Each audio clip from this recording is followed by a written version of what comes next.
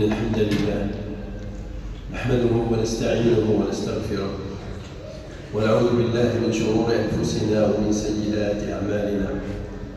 من يهده الله فلا مضل له ومن يضلل فلا هادي له، وأشهد أن لا إله إلا الله وحده لا شريك له، وأشهد أن محمدًا عبده ورسوله صلى الله عليه وآله وسلم. أما بعد، فإن أحسن الحديث حديث الله عز وجل، وخير الهدي هدي نبينا محمد عليه الصلاة والسلام، وشر الأمور محدثاتها، وكل محدثة بدعة، وكل بدعة ضلالة، وكل ضلالة في النار. أعاذني الله وإياكم جميعا من النار، وأسكننا دار المتقين الأبرار بجوار الحبيب المصطفى صلى الله عليه وآله وسلم. أيها الأفاضل، ما هي إلا أيام معدودات ويقبل علينا أعظم الشهور، شهر رمضان المعظم الذي أنزل الله فيه هذا القرآن هدى للعالمين.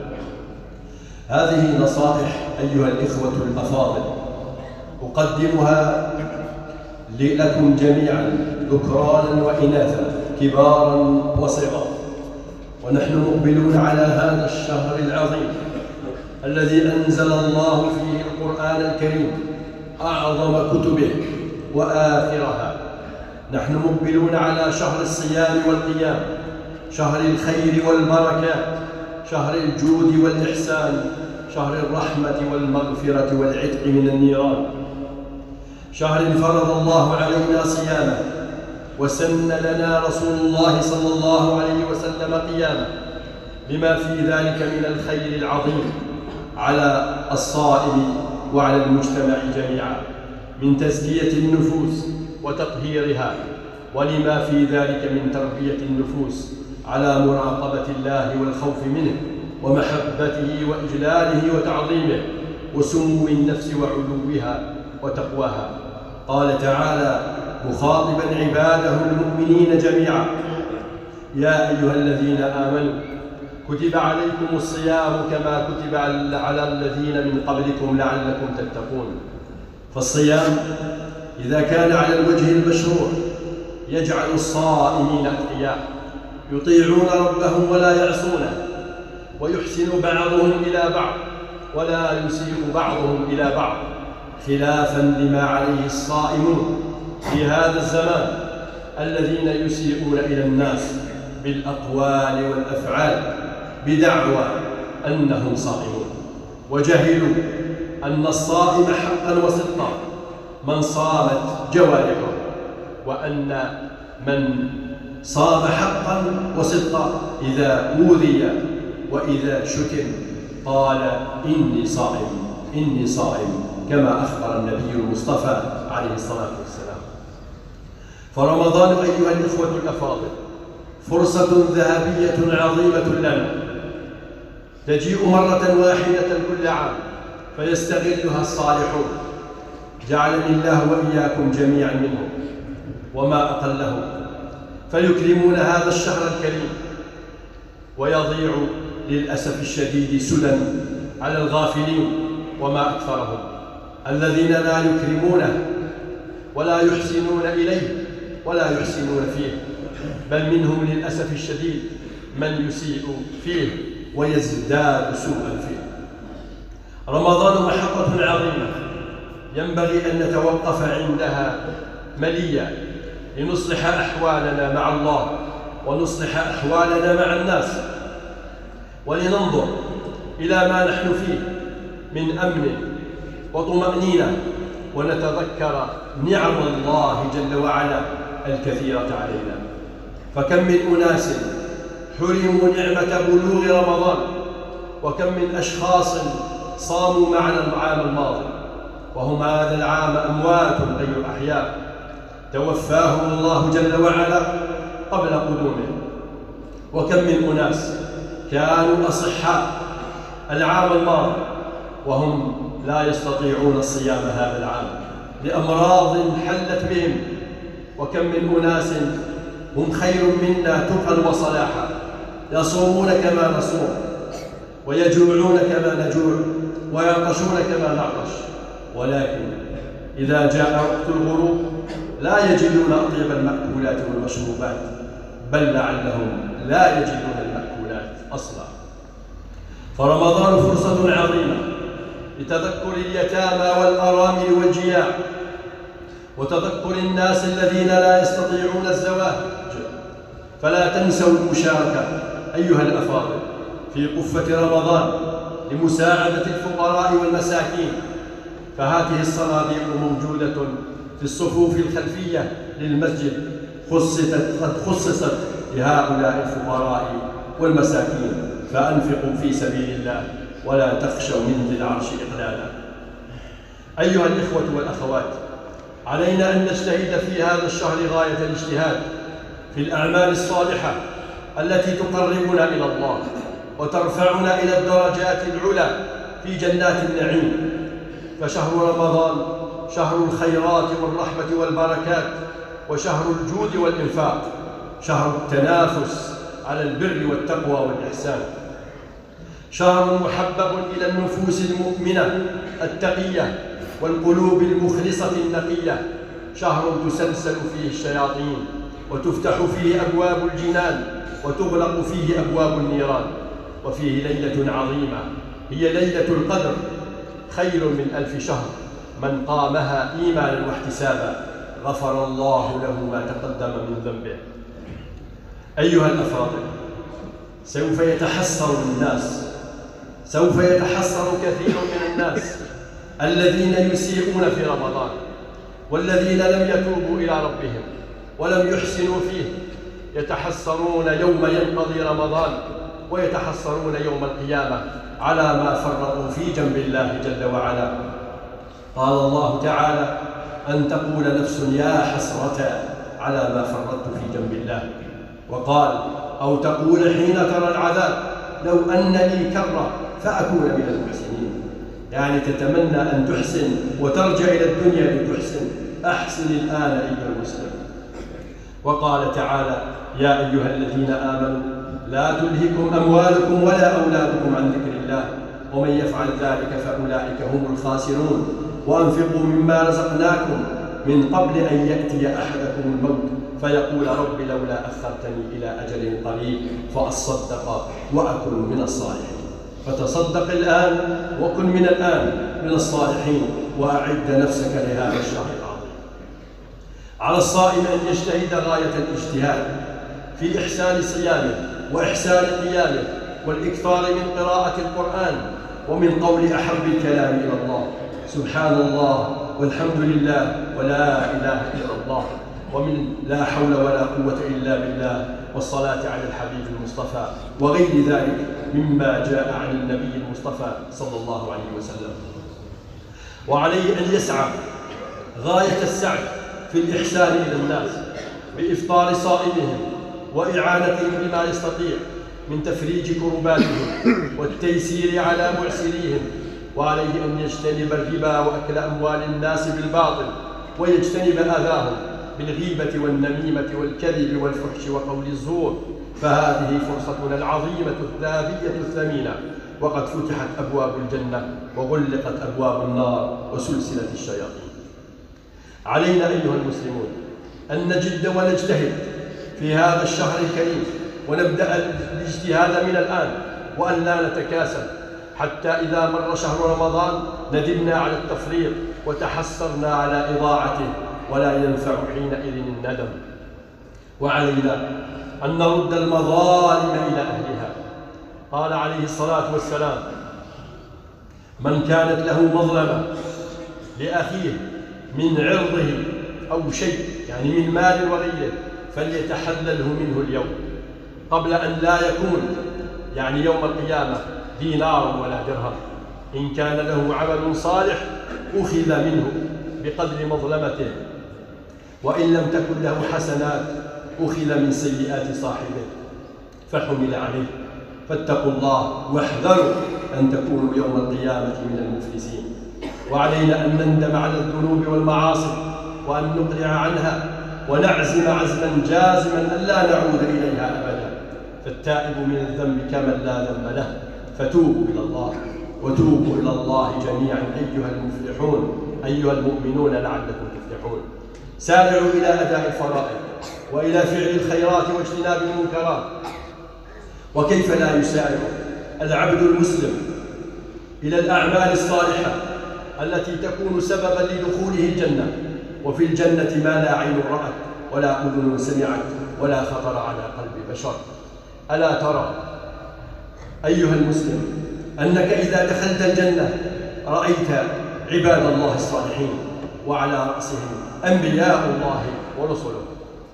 ما أعظم هذه النعمة وأعظم من ذلك كله وأجل رؤية الله جل وعلا الذي تعبده فيرضى عنك وتراه ولا يسخط عنك أبدا. قال العلامة ابن القيم الجوزية رحمه الله جل وعلا في كتابه القيم البديع مفتاح دار السعادة، قال: وأي حسن يزيد على حسن هذه العبادة، أي الصيام، التي تكسر الشهوة وتقمع النفس وتحيي القلب وتفرحه وتزهد في الدنيا وشهواتها وترغب فيما عند الله وتذكر الأغنياء بشأن المساكين وأحوالهم وأنهم قد أخذوا بنصيب من عيشهم، فتعطف هذه العبادة قلوبهم عليهم ويعلمون ما هم فيه من نعم الله فيزدادوا له شكرا. وبالجملة فعون الصوم على تقوى الله أمر مشهور، فما استعان أحد على تقوى الله وحفظ حدوده واجتناب محارمه بمثل الصوم فهو شاهد لمن شرع، أي لله سبحانه وتعالى وأمر به، شاهد أنه أحكم الحاكمين وأرحم الراحمين، وأنه إنما شرع هذا الصوم إحسانا إلى عباده ورحمة بهم ولطفا بهم، لا بخلا عليهم برزقه ولا مجرد تكليف وتعذيب خال من الحكمة والمصلحة، بل هو غاية الحكمة والرحمة والمصلحة. نسأل الله أن يوفقنا لفعل الخيرات واجتناب المنكرات، وأن يبلغنا رمضان، وأن يوفقنا لصيامه وقيامه، وأن يغفر لنا ذنوبنا جميعها. الحمد لله رب العالمين.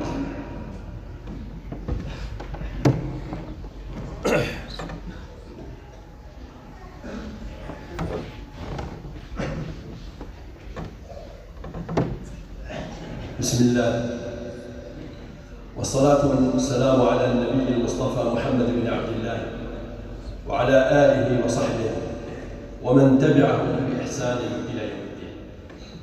أيها الإخوة الأفاضل، احذروا اللصوص في رمضان. لست أتكلم عن اللصوص الذين يسرقون البيوت ويسرقون السيارات وغير ذلك، هداهم الله جل وعلا إن كانوا أهلا لهدايته، أو أخذهم أخذ عزيز مقتدر ونجانا من شرهم ومكرهم. أقصد اللصوص الذين يتربصون بالصائمين فيريدون أن يضعفوا صومهم وأن يحولوا بينهم وبين القرآن، وأن يحولوا بينهم وبين قيام الليل وذكر الله جل وعلا وغير ذلك. إن الله عز وجل أعطانا هدية غالية وكنزا ثمينا، ألا وهو شهر رمضان، فيه 3 جواهر، كل جوهرة منه خير من الدنيا وما فيها. هذه الجواهر 3 هي الرحمة والمغفرة والعتق من النار، وما أعظمها من جواهر.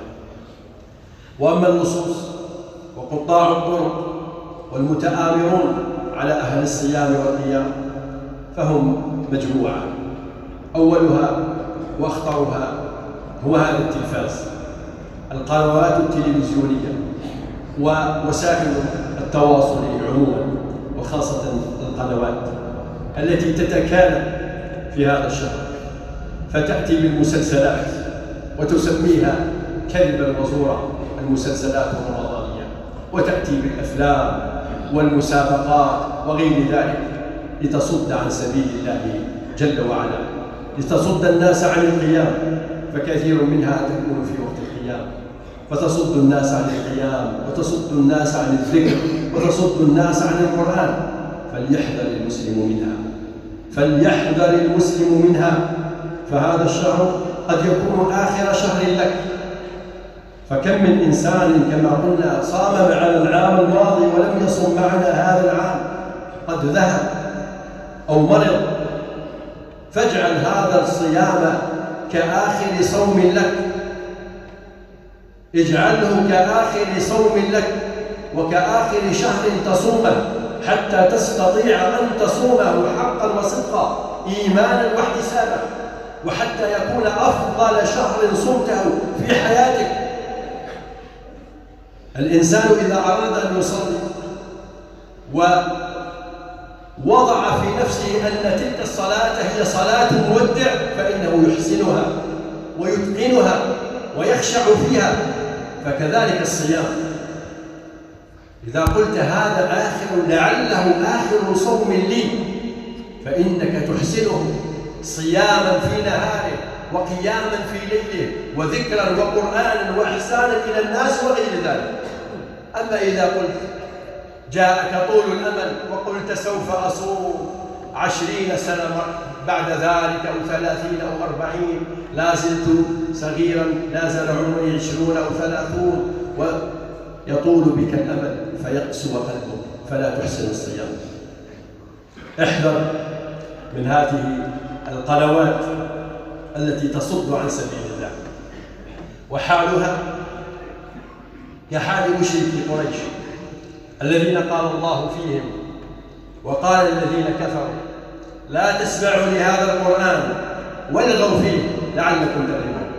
لا تسمعوا هذا القرآن الذي جاء به محمد ابن عبد الله عليه الصلاة والسلام، لا تسمعوه، صفروا، تكلموا بالكلام البذيء، قلوا استهزئوا، حتى لا تسمعوا هذا القرآن فلا يؤثر فيكم. فكذلك هؤلاء حتى لا يعود الناس بقوة إلى دينهم ويستمسكوا بدينهم يأتون بهذه التفاهات إلى المسلسلات والأفلام وغيرها. كذلك مما ينبغي أن يحذر منه المسلم، وإن كان لا بد له منه، لكن يأخذ منه بقدر. الأسواق كذلك لا ينبغي أن يضيع وقته في السوق كل يوم ساعات تذهب سدى، إلا من كان مضطرا إلى ذلك كالبائع مثلا، هذا خدمته وشغله في السوق. أما أنت فحاول إذا استطعت أن لا تذهب إليه إلا مرة في الأسبوع فاذهب مرة. لماذا تذهب مرتين أو ثلاثة؟